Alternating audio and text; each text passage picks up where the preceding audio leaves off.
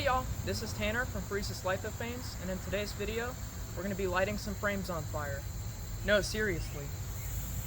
Alright, I know what you're probably thinking. Why is this man about to light his own artwork on fire? Well, today, we're diving into a traditional Japanese technique called Shou Sugi Ban, where burning the surface of the wood actually protects it and makes it look absolutely incredible. This is one of my favorite parts of the process, not only because I get to use a blowtorch, but because it transforms an ordinary piece of pine, like this one here, into a frame that's bold, textured, and full of character. Let's get into it. Before we even get into fire, brushing, or finishing, there is one crucial phase of the build that lays out the foundation for everything that comes after: cutting, routing, and drilling the wood. This part of the process is where I take the raw pine boards and start shaping them into what will eventually become the frame. It might not look as dramatic as burning the wood, but this step is absolutely vital for making sure that the frame fits together perfectly and supports the lithophane the way that it should. It starts with cutting each board to a precise length and double checking that each piece of the frame is square, as even a slight miscut at this stage could throw off the entire final product.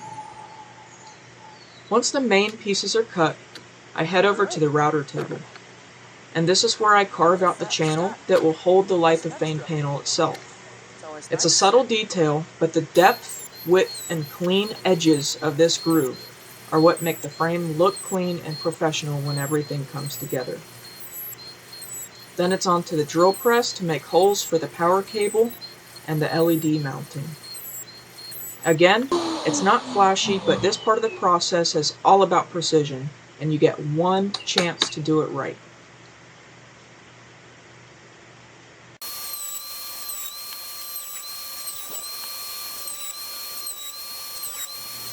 Shou Sugi Ban is actually a traditional Japanese woodworking technique that goes back hundreds of years. Originally, it was used to preserve wood for siding and fences, especially in coastal regions where the weather and insects could be brutal. The idea behind it is simple but brilliant. You take raw wood and you burn the surface. Yep, you literally just set it on fire.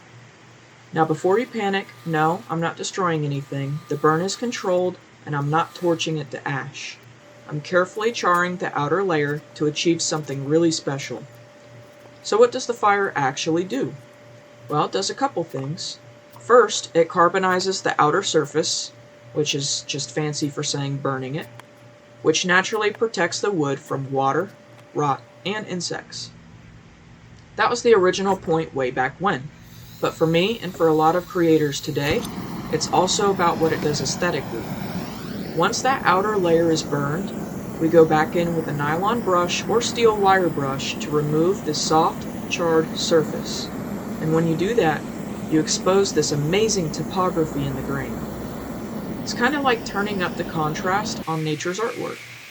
You get these rich blacks in the deep lines, and you still get those warm pine tones as well. And the raised ridges of the wood become smoother and shinier depending on the finish. And it just makes the grain pop in a way that sanding or staining alone could never do. Now texture-wise, if you could run your hands over it, you would be able to feel just how much dimension it adds. There's depth to it now. It's not just flat anymore. We've got this natural flow to the surface, like the wood is telling the story louder than before, where you can literally feel the grain. What I love most about Shou Sugi Ban is that every piece comes out different. It depends on how long you burn, what type of wood you're using, and how aggressively you brush it afterward. This frame, for example, is made from pine, which takes the burn really well. It darkens up dramatically, but still keeps those golden honey tones underneath once it's cleaned up. And when you put a lithophane inside something like this, man, it is wild. The frame already looks bold and raw, but when the soft backlight hits that grain, it really becomes a functional piece of art. So yeah, it's not just for show, it's not just for drama. Shou Sugi Ban adds real durability, tons of texture, and a look you simply cannot fake. It's one of the most fun parts of the whole build for me, and it always feels like I'm unlocking something hidden deep inside the wood, something that was just waiting to be brought to the surface. After letting the pine cool completely overnight, it's time to move on to the next step in the process, removing the charred softwood from the surface. And to do that, I'll be using an electric drill fitted with a nylon brush attachment, and this allows me to clean off the surface of the wood without damaging the deeper, harder grain or structure of the wood. Now before we get started, I do need to switch up my PPE, as these safety glasses aren't cutting it anymore. Now they might not make a fashion statement, but safety does come first, so I'm going to be swapping into some proper goggles and also wearing a respirator. That being said, these goggles are still pretty filthy from the last time I did this process, so let's go ahead and give them a quick rinse. Good.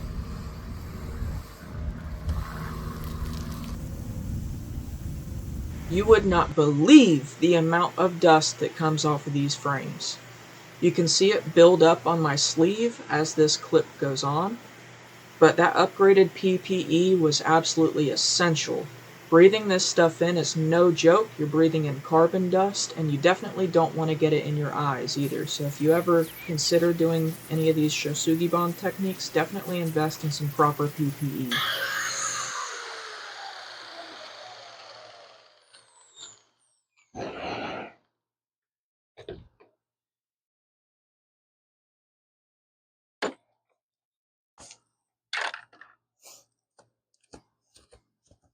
It's shower time. Now this frame might not have any embedded nails or bug holes like the cedar frames you've seen me work on in a previous video, but it more than makes up for it with intense grain variation and dramatic surface texture. There's something raw and bold about it. Some of the grain almost looks like smoke curling through the wood, and the knots look like they were glowing embers right after a campfire. Once the brushing is done, I move on to apply the finish, and this is where it all comes to life. The finish deepens the blacks, highlights the amber tones, and locks everything in. It also adds a slight sheen that catches the light beautifully once the Lithophane is installed, and also gives it a little bit of extra protection. Every single one of these frames teaches me something. With Shou Sugi Ban, it's not just woodworking, it's kind of like collaborating with the material itself. The fire, the brush, the finish, they all reveal the story that the wood has to say. Pairing that with the character of a custom Lithophane just makes it on a completely another level. It's not just a frame, it's a story holder. It's a piece of art that's been through the fire, literally. Alright, and with the frame finished and ready to go, it's time to move on to installing the Lithophane and final assembly. Let's bring this piece to life. With the frame fully finished, we move into a stage that's a little less visible, but absolutely essential to the magic of these builds, the wiring harness. This is where I build the custom lighting harnesses that power the Lithophanes. It's a step that takes precision, patience, and a steady hand, because we're literally creating the component that brings the images to life. Without the right lighting, the Lithophane is just plastic. With it, it glows with warmth and clarity.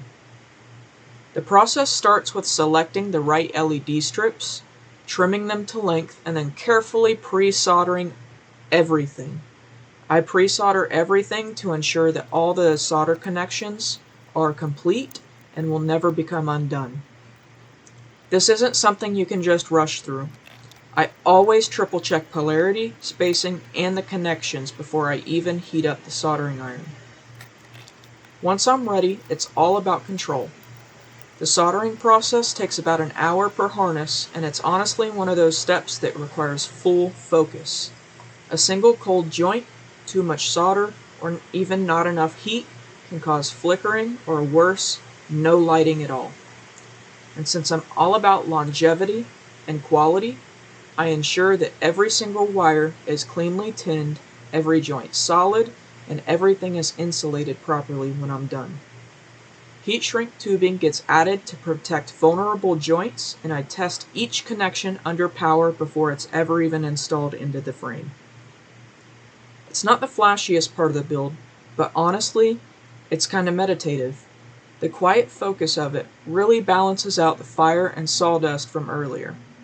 It's also a part of the build where I really know that quality matters, because if you're giving this as a gift, or even just setting it up in your own home, I want to ensure that it works perfectly for years to come. Thank you so much for hanging out with me today and watching this process unfold. Every frame I make has its own unique challenges and surprises, but this Shou Sugi Ban piece might be one of my favorites yet. There's something powerful about combining a centuries-old technique with modern 3D printing to make something truly one of a kind. If you enjoyed this build, don't forget to like, comment, and subscribe. It helps me keep creating and sharing the craft with you. And if you want to see more projects like this, or even grab one of these frames for yourself, check out my website and social media pages in the description down below.